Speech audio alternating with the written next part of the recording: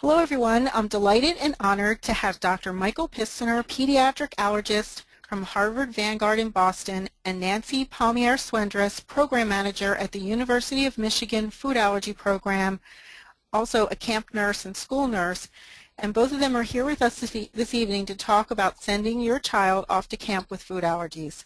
This webinar is offered by Kids with Food Allergies as part of its Education Outreach Program.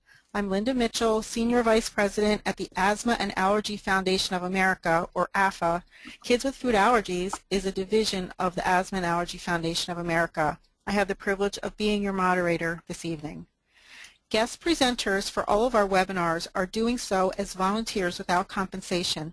They also prepare their presentations on their own based on the clinical evidence. On behalf of AFA and KFA, I'm very grateful for Dr. Mike and Nancy to donate their time to be here with us this evening to discuss going off to camp.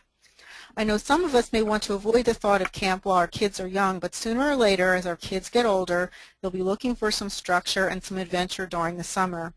I know when my son got into his teen years, or tween years rather, I was faced with finding a safe way for him to go to camp.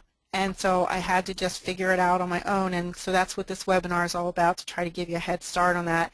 And in fact, we had one mom write in and say, I'm so excited about attending this webinar because her daughter was just begging her to go to camp and she needed to figure it out. So you're going to face that probably sooner or later, and so I hope this will be helpful to you. I have a few housekeeping details to run through before we get started. First of all, today's webinar is made possible through a sponsorship by Mylan Specialty.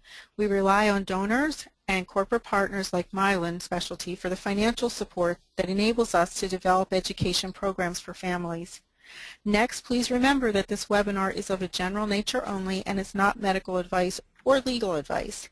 You should consult your own physician for any medical advice you seek regarding food allergies or related medical conditions.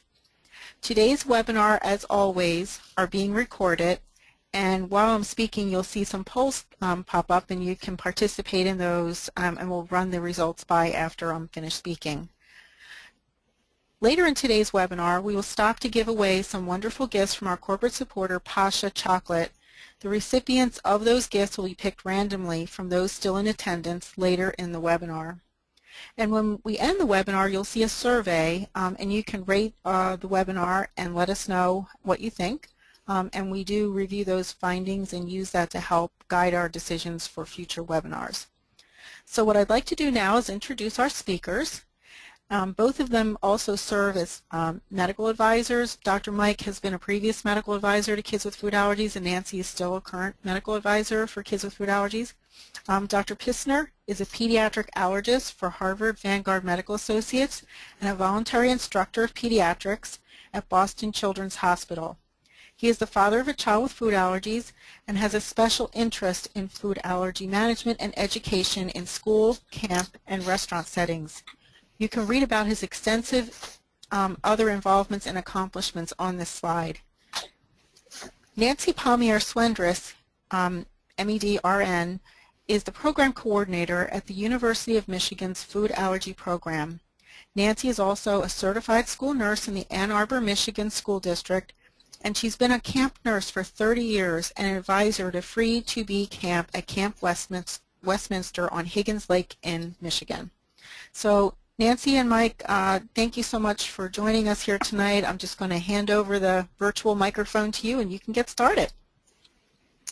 Thank you so much for having us. I think that we have some poll questions that are going to be rolling in, but in the meantime, while waiting for those, camp is a special time and it offers wonderful experiences for all children. And kids with food allergies have the same emotional and developed needs as kids without food allergies. And to be able to offer our children these experiences is something that we really can achieve, and something that's going to take planning and sometimes challenges. But it's something that we can shoot for, and that's what we're hoping to do today, is discuss it and to be able to help your child's camp experience be fun and safe. So our first poll question, have you ever sent your child to camp.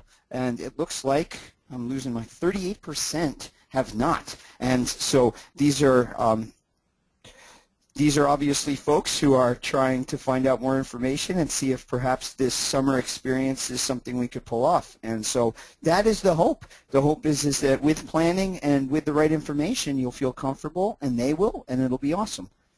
Nancy, you want to take this one?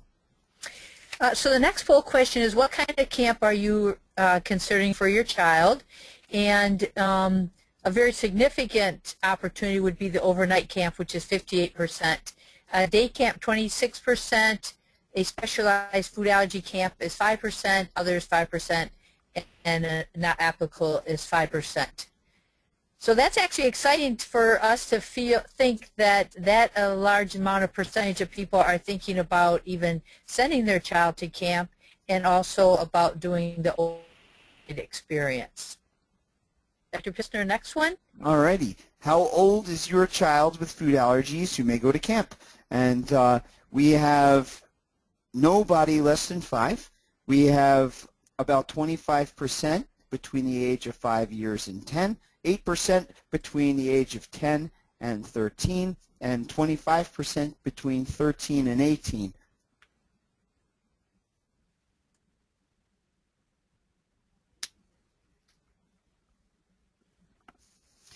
So as we know, food allergy management is something that needs to be done at all times and in all circumstances. And the basics of food allergy management, the pillars, are the pillars of prevention and emergency preparedness. Someone needs to be able to read a label. Someone needs to know about hidden ingredients. Someone needs to know how to prevent cross-contact. There needs to be excellent communication. There needs to be someone who can recognize an allergic reaction, recognize anaphylaxis, a severe allergic reaction, have epinephrine available, someone who can treat with epinephrine, and people who know that when treated for anaphylaxis or when experiencing anaphylaxis, you go to the emergency department by ambulance and are treated appropriately there. So these pillars need to be implemented at all times and in all circumstances, especially and including summer camp. And summer camp offers its own challenges because of a different setting than we see when they're within our care at home, when they're in the care at school. Now, summer camp is a slightly different situation, but one that is doable with planning and good, sound strategies. Next slide, please.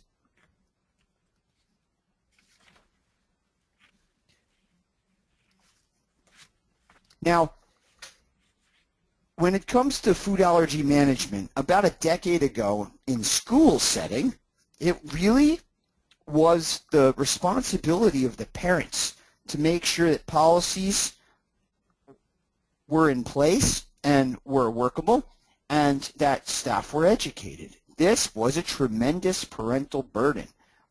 This is a big responsibility for a parent who comes in and has potentially limited time to get in there and be able to make sure that these things exist and to educate.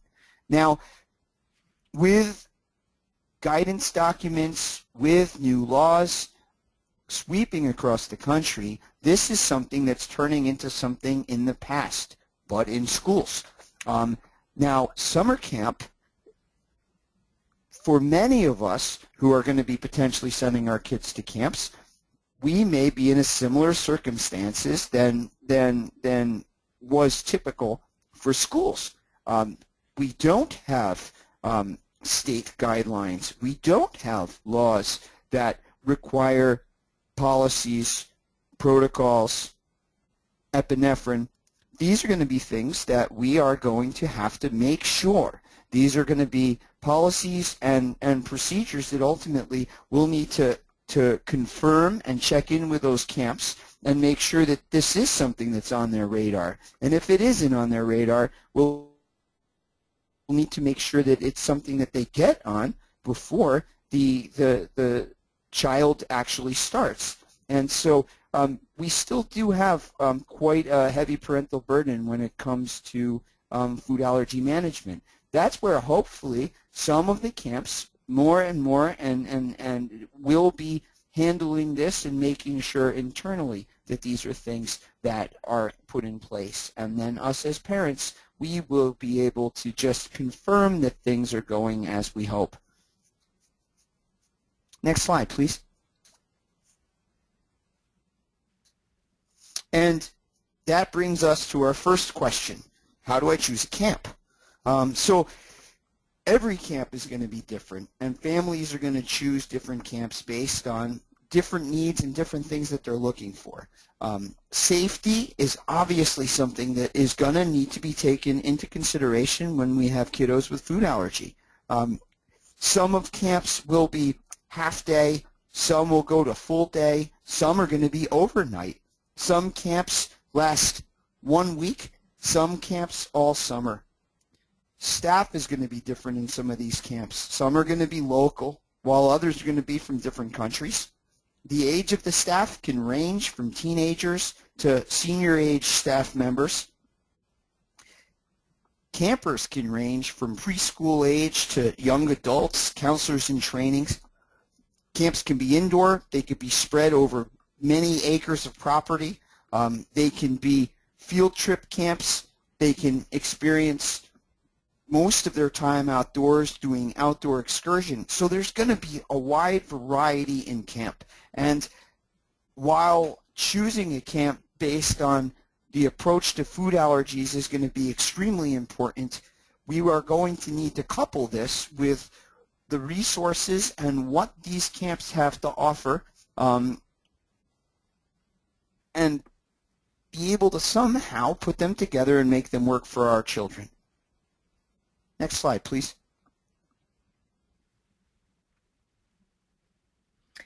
And just one additional thing about choosing a camp for your child. What's critical is to really decide what is developmentally appropriate for your child, what type of camp would be great. So my personal experience as a camp nurse, I always worry about the 5-year-old that signed up for camp for 3 weeks, when we often know they can hardly manage kindergarten. So going away from home for 3 weeks can be really, really difficult, even just developmentally, not on top of any other special needs. So it's critical to pick a camp that matches your child's previous camp experience and also their developmental needs. Now, Nancy, when you're talking about camp in that setting, were you talking about sleepaway?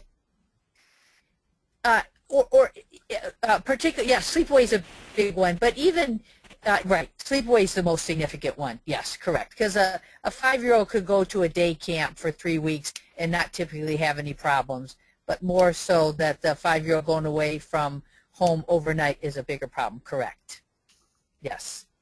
Thanks for clarifying that. No worries. Okay, so the next question is, how can we check the safety of the camp and the training for the staff? What's really important when you're looking for a camp is word of mouth sometimes can be very helpful in regards to families that have previously had experience at camp, and so can at least give you a starting point about what they liked and did not like about that camp. So word of mouth is one way of going. Another way is just doing your homework before you start to talk to the camp staff. So looking online about is this camp, is it actually licensed?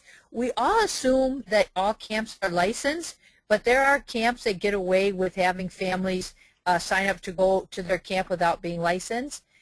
Licensing is required in all states, and it focuses on enforcement of minimum regulations. So that's what licensing does. Accreditation is voluntary, so not all camps will be accredited. What happens with accreditation is that an audit they go to the camp, and it goes beyond regulations. So it checks a lot about other areas of expertise that the camp has really been able to shine. They also support the best practices in all aspects of camp operation. When a camp is licensed, they only look at really the basic regulations, which could be emergency preparedness, food and preparation is another important thing, and safety is another important thing. But if a camp is accredited, they really look at the bigger aspects of camp operation. But we all know, as Dr. Pistiner said, that there's no accreditation process or licensing program or set of regulations or laws that can guarantee absolute safety. So that's why it's important to have a discussion with the staff, the important people at staff, which Dr. Pistiner will talk about later. It's important also to look at what the counselor to camper ratio is, and which Dr. Pistiner talked about the age of the counselors. A lot of the counselors at camp are teenagers that are taking the responsibility of your children, so you need to know that. It's also important to ask about what is the return rate of staff. Typically, most camps have about a 40 to 60% returning staff rate. So if the rate is lower than that, say the return rate for this particular camp that you're looking at is only about 20 to 30%, then that's important to ask some questions, because those would not be senior counselors. In regard to training, training needs to happen every single solitary year, and it needs to happen prior to camp. Most camps have at least a week or more of training for all of the staff prior to camp even opening up. The questions that you can ask about training is, who actually is going to do that training? What is the content of the training? And who is actually trained? Are all the counselors trained about specific things, or is it just key people that are trained? So it's important to ask those questions about the training. Camps do not have to, it's not regulated that camps have to train their staff about emergency preparedness for food allergies. They have to talk about emergency preparedness in general, but they really don't have to. They're not required to talk specifically about food allergies. So that's why that would be important to ask that question. Next slide.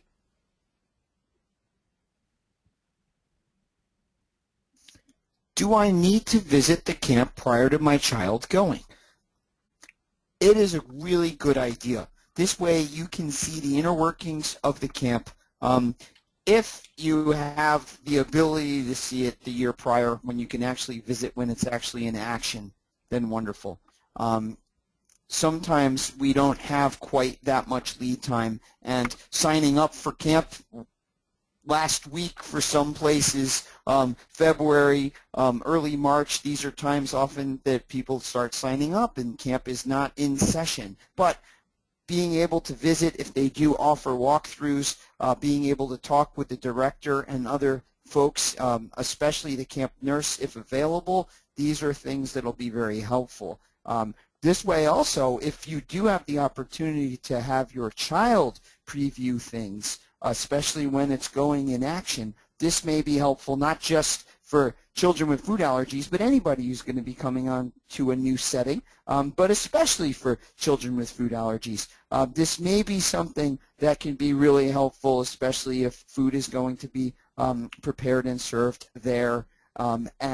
This way everyone can know what to expect before they actually get going, especially in the camps where you may be working with them to partner to improve current policies and improve training.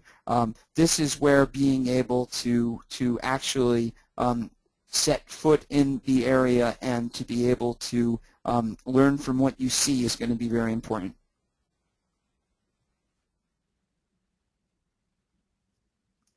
The next question is, what questions should we ask the camp? And I'm going to talk more specifically about what questions should we ask the camp in regards to my child that has food allergies. So one of the important things to ask that Dr. Pistiner referenced to is to ask the camp, what have they done in the past in regards to taking care of children with food allergies? Are there any policies or guidelines in place? As Dr. Pistiner talked about, there are not state policies or guidelines that help camps make their places better for children with food allergies. So these are currently not in place. So it'd be good to ask the camp, do they have any specific guidelines that they have used? Do the campers use any foods in their camp activities? For instance, they might learn how to make ice cream. There's a lot of different cooking classes. There's different things that there could be involved food, which is important to know firsthand if that's going to happen at camp while your child is there. Another question is, how is my child going to be identified at camp as being food allergic? So will my child have a certain ID that they're going to wear at camp so that people know that they have a food allergy? Will there be an individual health plan for my child? Just how will they be identified, and how will key people know that my child has this special need? You can also ask the camp director about, is there any food sharing policy, one way or not. So we'll talk in a little bit about getting care packages at camp, which make it really important to talk about how food sharing policy works at camp. Also, if your child's old enough to read labels, will your child have the availability to read labels if they're questioning about a particular food that's being served? Or would you be able to read the labels of the foods that are going to be served to your child prior to going to camp? This also is a good time to ask about, if I don't feel comfortable with my child eating the food at camp, am I allowed to bring that food for my child? Also questions about, will there be any out-of-camp trips? There could even sometimes be a casual canoe trip off a camp that you might not even know about. So what plans will be put in place if that were to happen, and how will the food be served? And ultimately, who is the person that's going to be responsible for my child most of every day? And that's an important time to have a discussion about that. Next slide.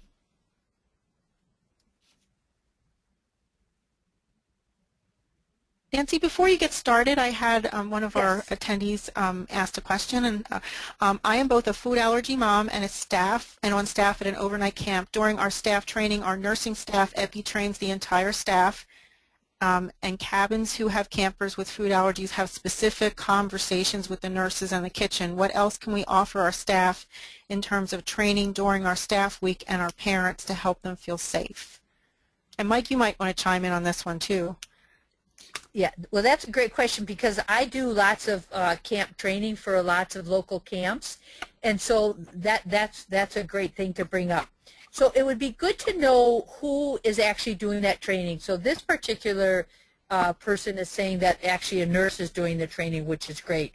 I've seen some camps where the camp director is doing the training.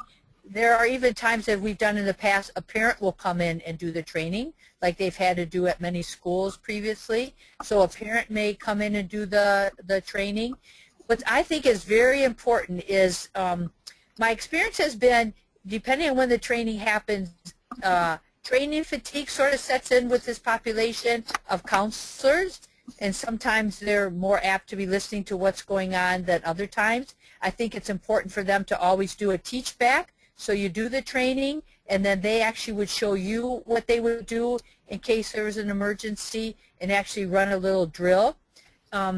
So who's doing the teaching and the content of that teaching?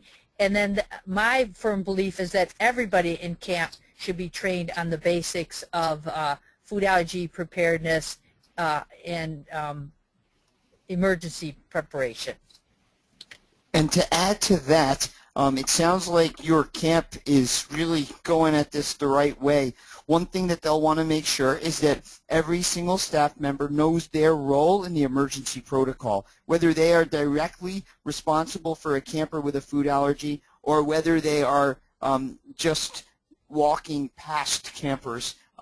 Everyone has a role, and everyone should know what their role is if there were an allergic emergency.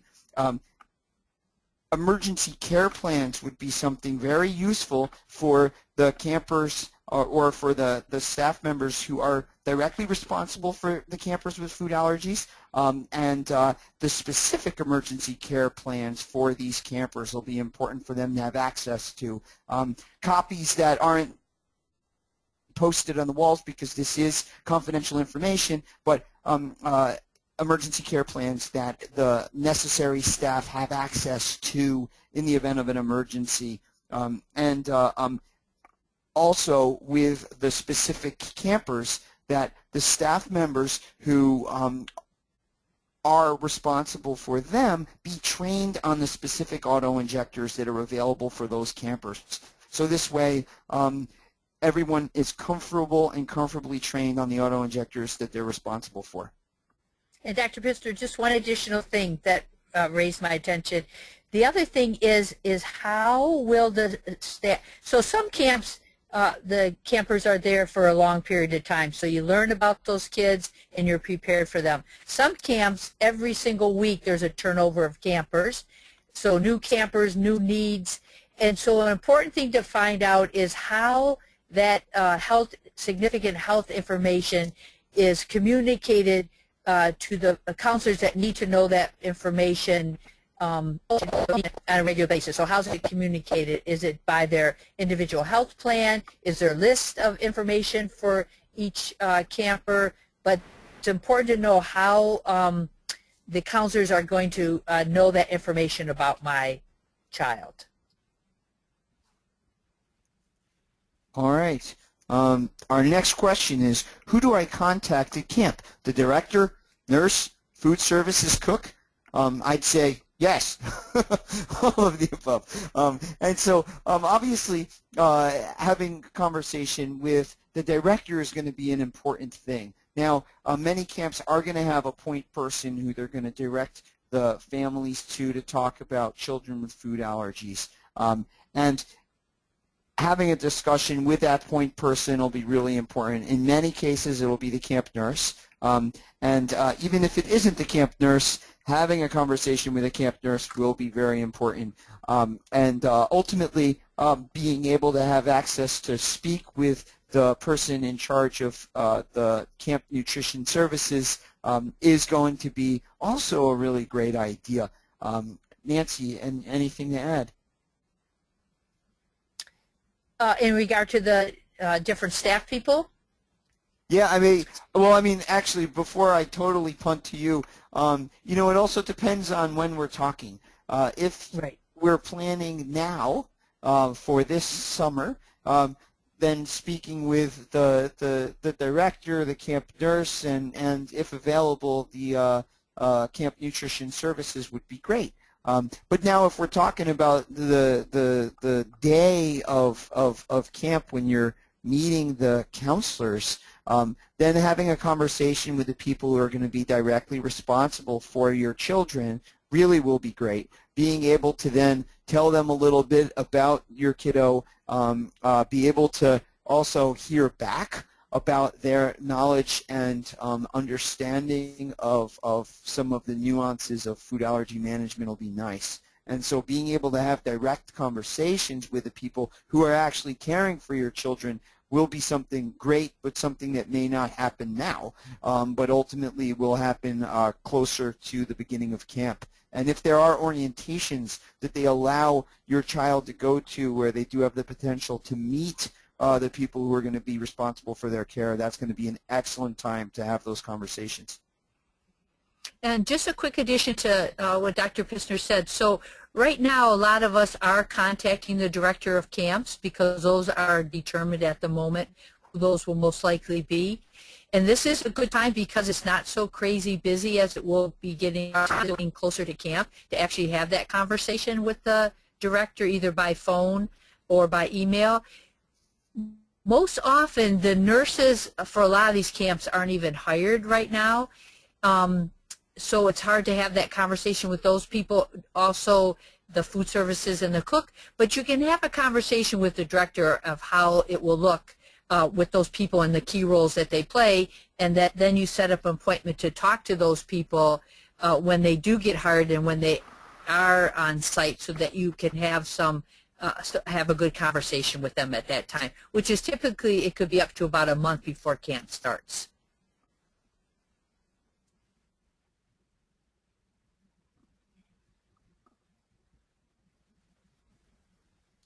What documentation or medications do I need to get for my child prior to camp? So this is a very similar question to one that we hear when it comes to school. So we're going to need to turn in an emergency care plan, and what this is a plan that simply states what symptoms would necessitate epinephrine, and it is specific to the child with food allergies, signed by their healthcare provider, and this will be a really important piece of documentation to turn in. You'll want to make sure that it is something that will be understood by any of the staff that's caring for your child. And so making sure you have an understanding and that ultimately the camp is comfortable with it is going to be really important. You'll also want to turn in at least 2 auto-injectors and confirm that the camp is in fact training their staff on those specific auto-injectors for your camper. You'll also want to discuss with the camp nurse, when the camp nurse is available, the creation of an individual health care plan, and this will be something completed by the camp nurse with specific information that you turn into them. And this should all happen before camp actually starts. And so leaving it for the day of camp will be chaotic, and potentially mistakes can be made. And so trying to coordinate a time when this information and medication will be able to get in the hands of the health office prior to the beginning of camp will be important. And Dr. Pistiner, just in addition to that, these 2 pieces are critical, the documentation and the medications to have ready for camp. Allergy clinics at this moment, and the ones that we both work in now, are starting to get camp forms that need to be completed. So it's important that you get whatever forms need to be completed for the camp once you've made that decision to go to camp. Get that to your allergist if you have an allergist. If you don't have an allergist, then the primary care person would be the person to fill out those forms. So like Dr. Pistiner said, an emergency action plan that's easily understood and updated so that your child's allergies can be explained really well, and then what action to take. So whatever auto-injector that you're using should be mentioned there, whatever antihistamine that should be used should be mentioned there, and then it's your role as a parent to be sure that that documentation is ready and that all the medications that you have are in their original containers. We have a problem with that sometimes, where families will just show up with loose epinephrine auto-injectors with their child's name on written in magic marker, and some of them may even be expired, and they're at camp and they're already expired. So it's really important that they're in their original containers with your child's name on them, and so that they won't expire during camp. I also think it's really important, if at all possible, is to have a good picture of your child on, it can be either the Ziploc bag that you have your medications in, on the emergency action plan, or on something, because these camp people will not know your child to start out with, so they really would be important to have a good picture of your child on those documents.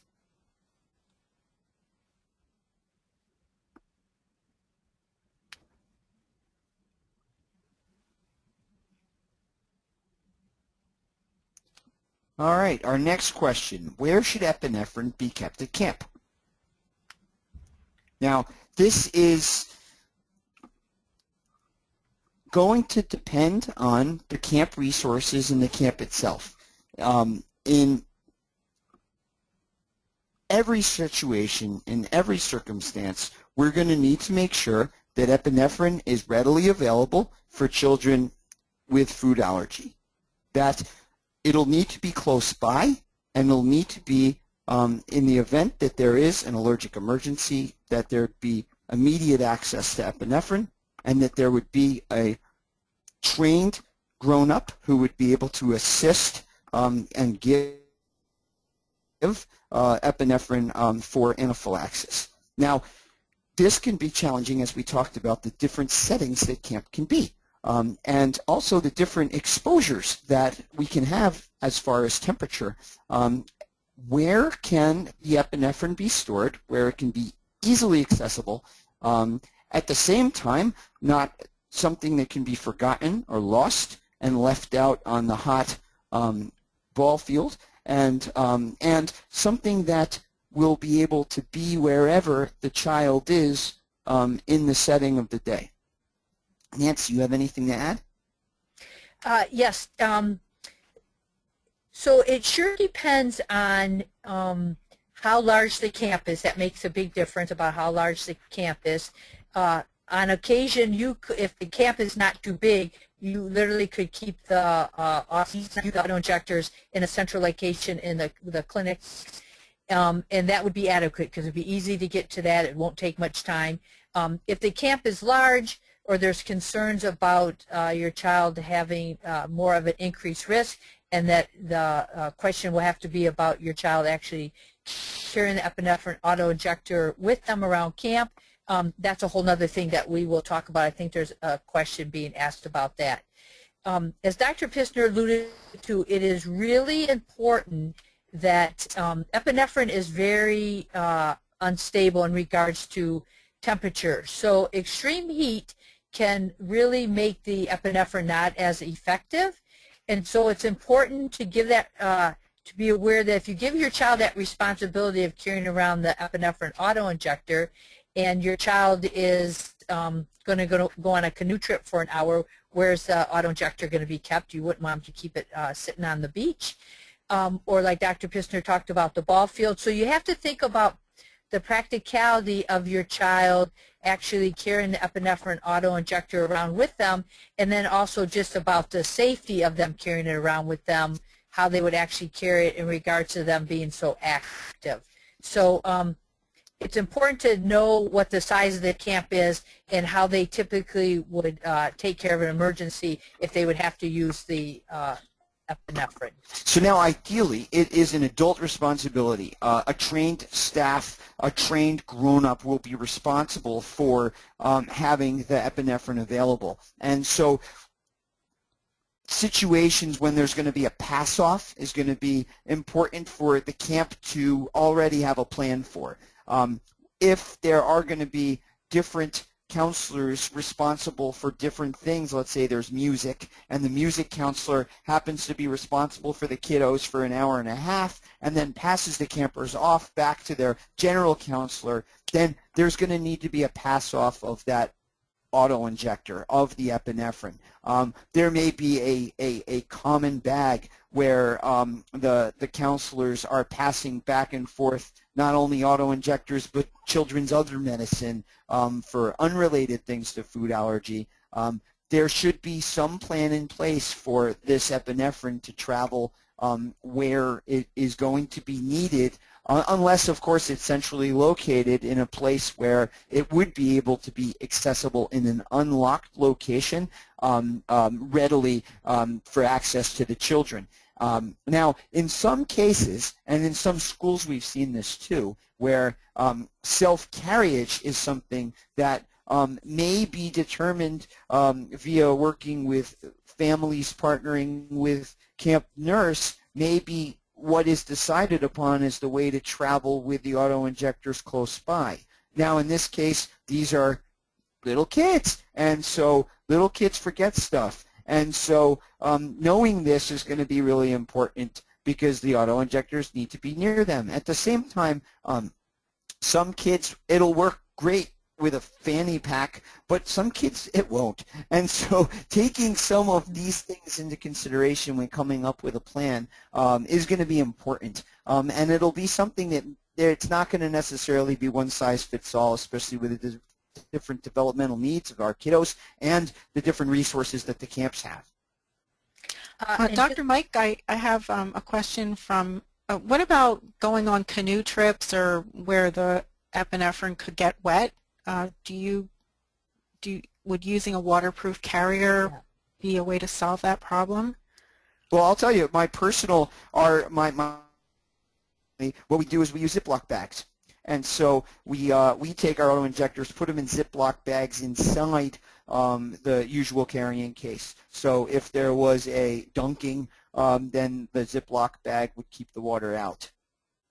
Okay, and then that's just our personal move, but I think that thinking about making some sort of waterproof thingy that goes around your auto-injector will be a good move.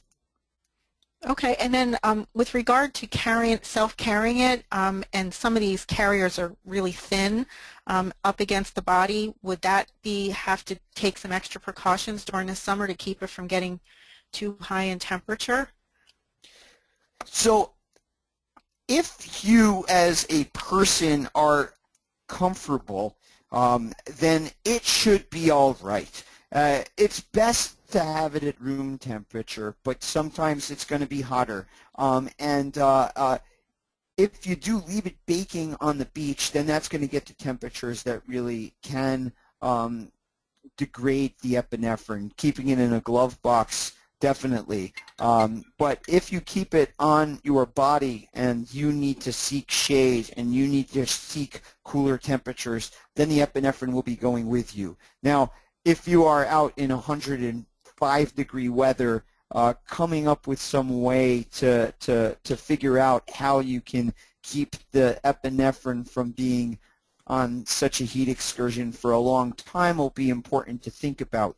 But on a normal summer day when the kiddos are hanging out in the shade and spending time out of the baking sun, it should be less of an issue. A quick addition to that, also, if a family decides that a child is going to carry their auto-injectors with them at camp, which is sure fine, we recommend that you bring, if possible, if your insurance allows it, that you would then bring two packs to camp. So one 2-pack would be with the camper that's traveling around with their auto-injectors, and another 2-pack would stay in the nurse's the clinic, which Dr. Pistiner also alluded to previously, that has to be open and accessible and not locked. The emergency medications have to be accessible to the right people, so that needs to be available at all times. Another rule of thumb that we use at our camp with kids that carry around their auto-injectors, like Dr. Pistiner talked about, is if the child is overheating and it's too hot for them to be out and about and it's getting too hot, then it's probably too hot for their auto-injector also. So, so that's sort of a rule of thumb that would tell you that you need to get into the shade along with your auto-injector. In regards to canoe trips, what we've also done in the past is we also use Ziplocs, but we want to really be sure that that auto-injector is either in a fanny pack that's actually around somebody or also tied to the canoe, because oftentimes kids flip their canoes over and then everything's going down the river or the lake. So if they choose to take it on a canoe trip or in a boat, it really needs to be attached to the person in a Ziploc with a fanny pack or tied to the canoe in some way so they don't lose it in the water. Another thing we've even done in the past. One other. Go ahead. Just one quick thing, Linda. Another thing that we've done in the past, if it's getting too hot, we've even used tall thermoses, so thermos bottles that you could actually put the auto-injector in that sort of keeps it a little bit cooler. We want to be careful about using ice packs because we don't want to freeze the auto-injector, so it's harder to regulate the temperature that way. But we have used thermoses in the past before that don't have a cold source to them.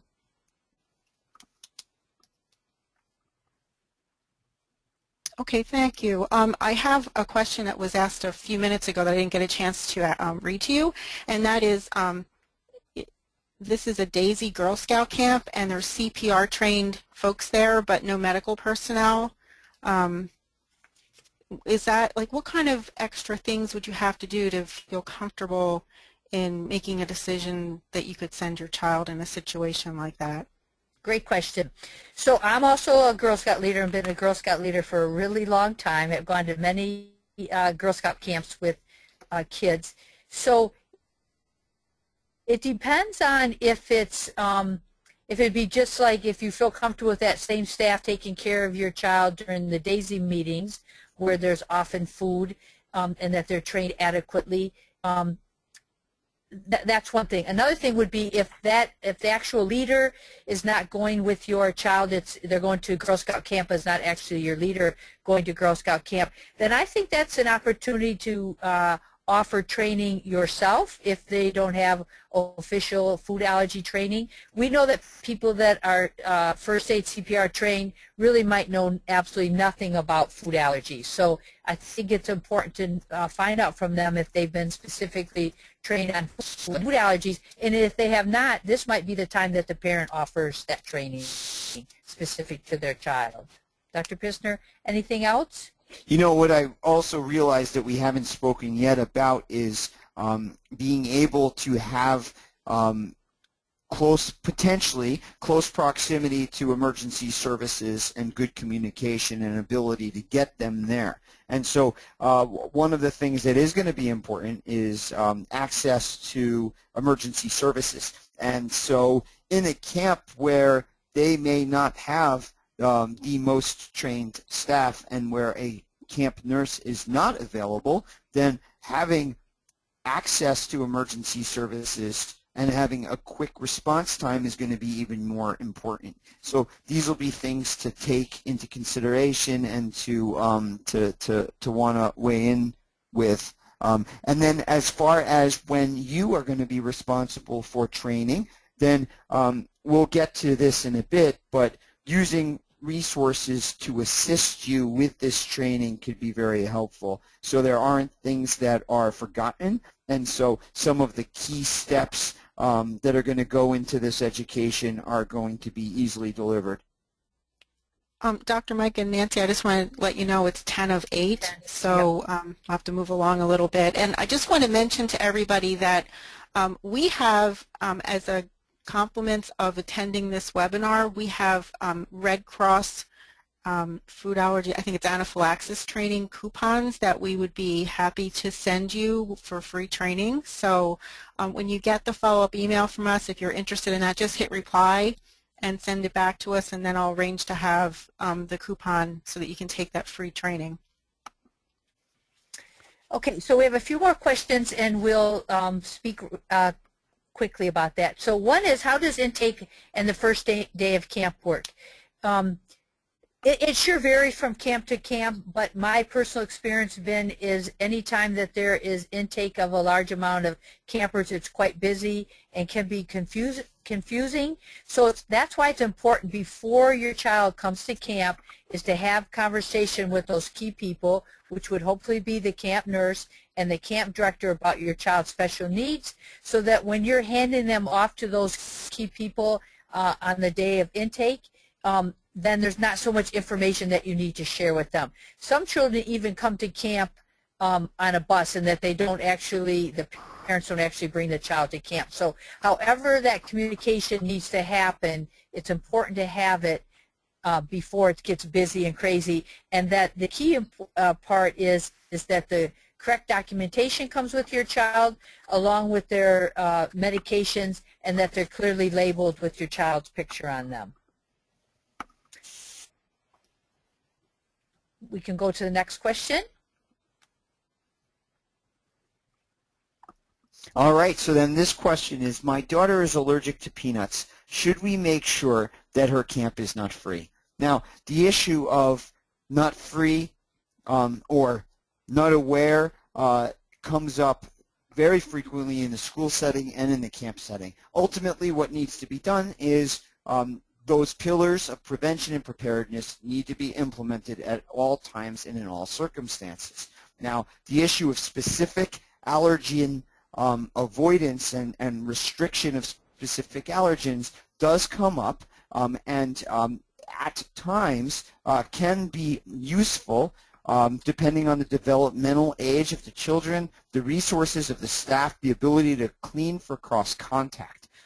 So this will be something that that will be dependent on the age of the children, the resources of the camp, as in, is there a cafeteria, Are the children eating in the areas where they're playing? Or is there a designated eating space? And is there a place where the children can wash their hands afterwards? These will all be things that will go into whether or not a specific allergen restriction policy is something that would make sense. I would say having that conversation with your healthcare provider and or your camp nurse will be something worth doing, but it isn't necessarily something that is needed. And then there's also sometimes some false sense of security when some places call themselves nut-free. They don't necessarily have policies that are in place, and there isn't staff training, and there is a very real potential for mistakes.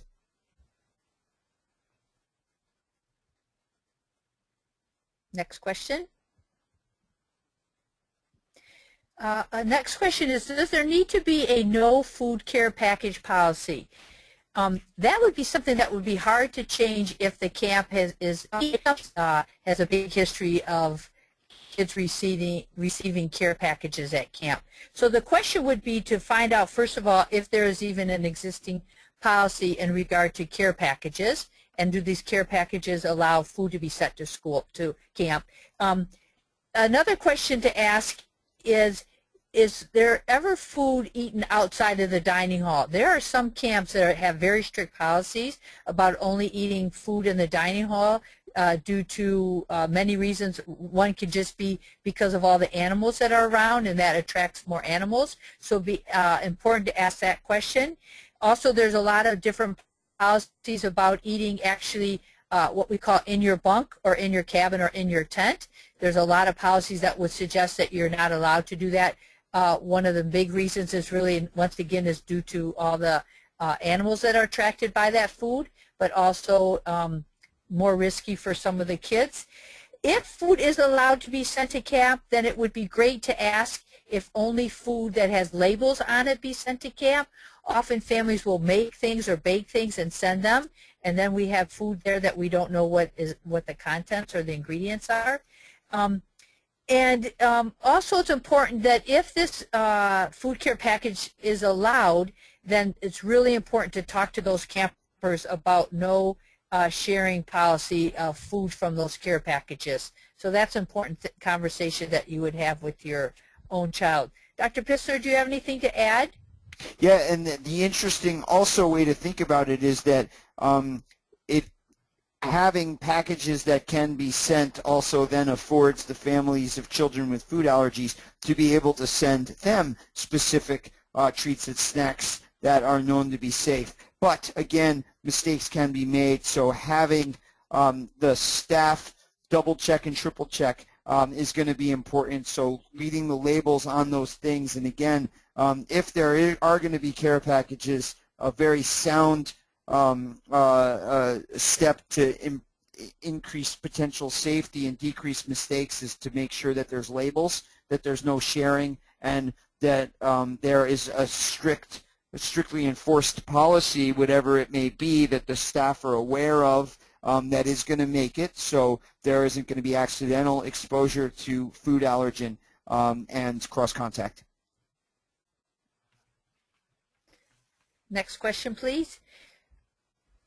Dr. Pistiner? Now, I'm thinking that we're running out of time, so ultimately camps are going to need to have policies and protocols in place to deal with allergic emergencies. Again, there's going to be all staff need to be able to recognize an allergic reaction, recognize anaphylaxis, know their role in the emergency protocol, know how to flip the switch and get whoever can administer epinephrine to this child to them, to get the camp nurse to contact the director who ultimately calls 911. There just needs to be a policy and readiness along with training camp-wide.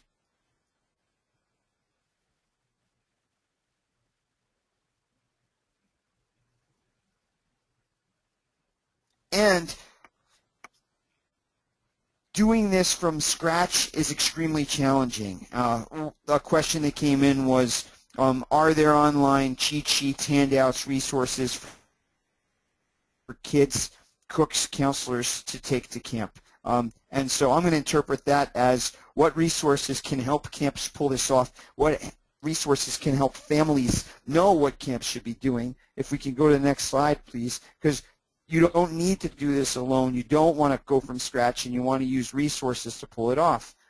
So some resources are AFA New England has a great resource that goes through some of the steps that a camp should be putting into place that's really going to be really make for very nice policy for prevention and preparedness. And this resource actually is extremely similar to the Massachusetts guidelines for school, and was a very similar document put together by some of the same folks who were on the team that made the Massachusetts guidelines. So that's a really good resource. The American Camp Association has general safety tips for choosing camp, and that's on their website. And then I've participated in the creation of a camp resource that can be used to help train staff in camps, and that's camps.allergyhome.org. And all these are free. Next slide.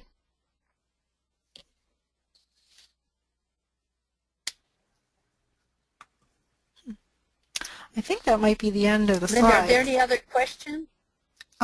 No, well, there was one, but I don't know if you'll have time to answer it, but I'll give you the question. Okay. It's, what about handling the bus going up to the camp? Is there anything that we should be prepared to deal with regarding that?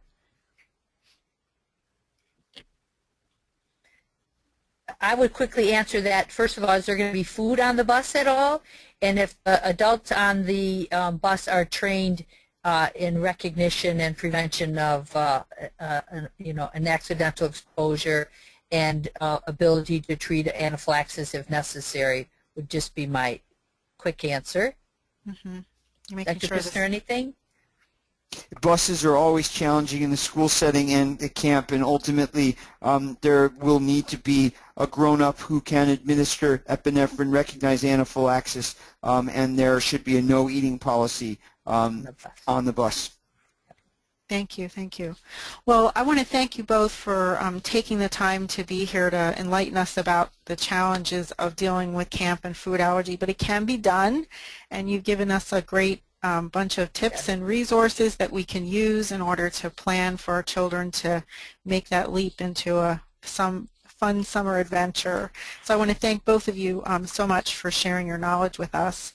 And because we're up at 8 o'clock, I'm just going to run through the rest of the program. And the next thing we're going to do is the 2 giveaways of $20 in Pasha chocolate. It's free, very allergy friendly, free of peanuts, nuts, dairy, soy, and other allergens. You can see it right on the package. And the 2 winners of these products are Leslie Anderson and Wendy Remillard. Congratulations, and we'll be in touch with you to make arrangements to get you those giveaways. So in wrapping up, I want to go ahead and thank you for joining us.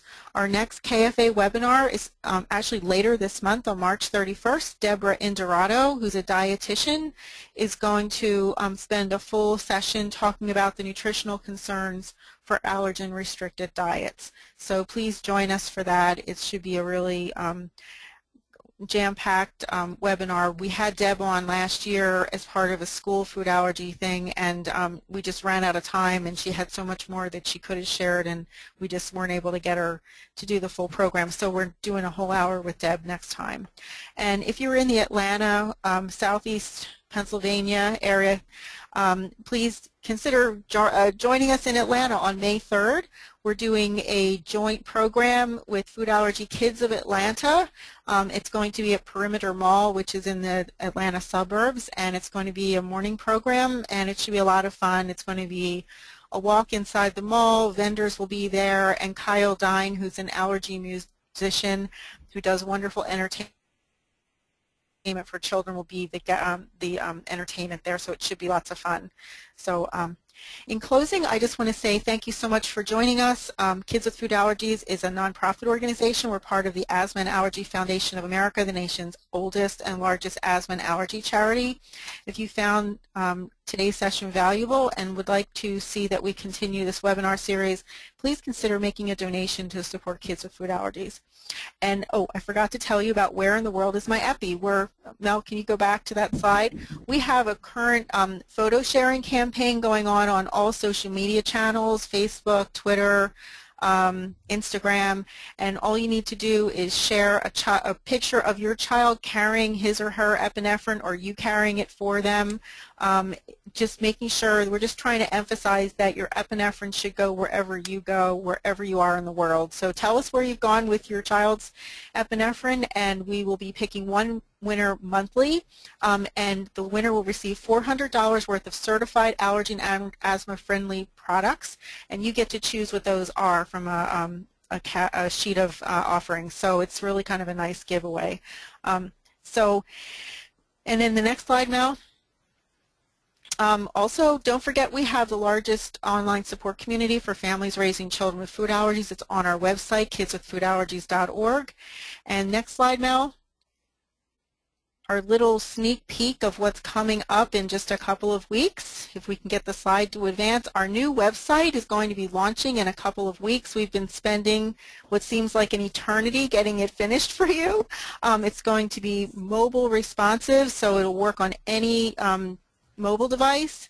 It's going to have a new navigation. Everything's going to be better organized for you. We're going to have recipes and recipe sharing capabilities and a lot of information right at your fingertips so that you can find it so much easier for you and your family. So look for our announcement and make sure you check it out when it's up and running. Okay? So have a great evening. Thank you so much for joining us, and with that I'll say good night. Bye.